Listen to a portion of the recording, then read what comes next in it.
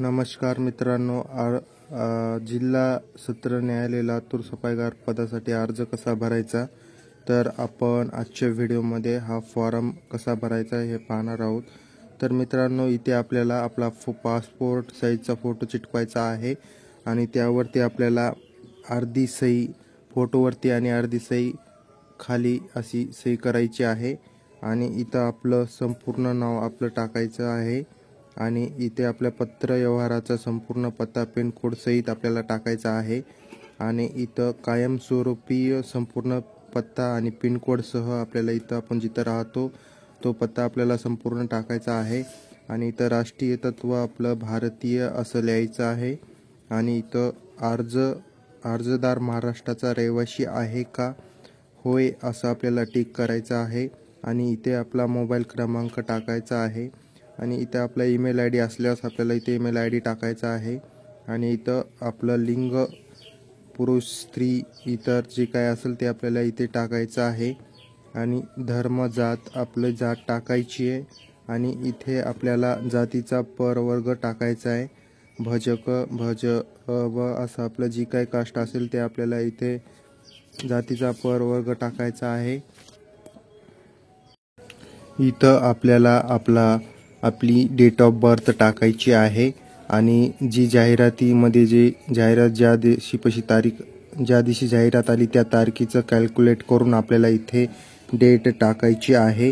ती डेट आपण ह्या व्हिडिओमध्ये ती दाखवत आहेत कशी काढायची कॅल्क्युलेटमधून। तर इथं उमेदवार विवाहित आहे का, असेल तर आहे होय असं टिक करायचं आहे, नसेल तर नाही असं आपल्याला इथे टिक करायचं आहे। हयात असलेल्या मुलाची संख्या आपल्याला इथे लिहायची आहे, नसेल तर आपल्याला लागू नाही असं लिहायचं आहे किंवा सिरीज सोडून टाकायची। नंतर 28/3/2005 नंतर जन्मल्या आलेल्या मुलांची संख्या आपल्याला इथे लिहायची, नसेल तर नाही म्हणून असं आपल्याला लिहायचं आहे। अर्जदार न्यायालय कर्मचारी आहे का, असल्यास न्यायालयाचे नाव व पदनाम नाही असं लिहायचे, असेल तर होय आपल्याला करायचे। न्यायसंस्थेमध्ये कार्यरत असलेल्या नातेवाईकाचं संपूर्ण तपशील असेल तर आपल्याला इथं संपूर्ण तपशील लिहायचे, अन्यथा नाही असं आपल्याला इथं लिहायचं आहे। शासकीय कार्यालयात कार्यरत असल्यास कार्यालयाचे नाव व नेमणुकीची तारीख आपल्याला इथं लिहायची, असेल तर लिहायची, नसेल तर नाही असं लिहायचे। शासकीय कार्यालयात कार्यरत असलेल्या अर्जदार योग्य मार्गाने अर्ज सादर करत आहे का, शासकीय कार्यालयात कार्यरत असल्यास तर होय असं करायचे टिक, नसेल तर नाही असं आपल्याला टिक करायचं आहे। उमेदवार दिव्यांग आहे का, असेल तर होय, अन्यथा नाही असं आपल्याला टिक करायचे। अवगत असलेली भाषा आपल्याला जी भाषा येते ती आपल्याला इथे आपली भाषा लिहायची आहे आणि इथे आपल्याला आपलं शैक्षणिक पात्रता आपल्याला इथे लिहायची आहे। आपण जर 10वी 12वी जी काही शिक्षण झालेलं आहे ते आपल्याला इथं लिहायचं आहे।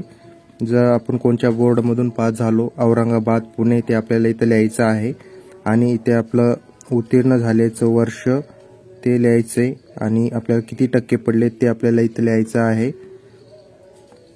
नंतर आपल्याला दुसऱ्या पेजवरती जायचे, तर आपल्याला पेज नंबर 3 वरती यायचे आणि इथं अनुभव प्रमाणपत्र असेल तर आपल्याकडे अनुभव असेल तर आपण इथे अनुभव संबंधित काम केलेल्या ठिकाणाचे कार्यालयाचे नाव आणि पत्ता आपल्याला इथं लिहायचं आहे आणि ह्या दिनांकापर्यंत आपण काम करत आहोत ते आपल्याला असं इथं टाकायचं आहे आणि एकूण वर्ष, महिने व दिवस इथं आपल्याला टाकायचं आहे, असेल तर नसेल तर टाकायची गरज नाहीये। इतर विशेष अर्हता आपल्याकडे आहे का, असेल तर आपल्याला इथं टाकायची आहे, नसेल तर नाही।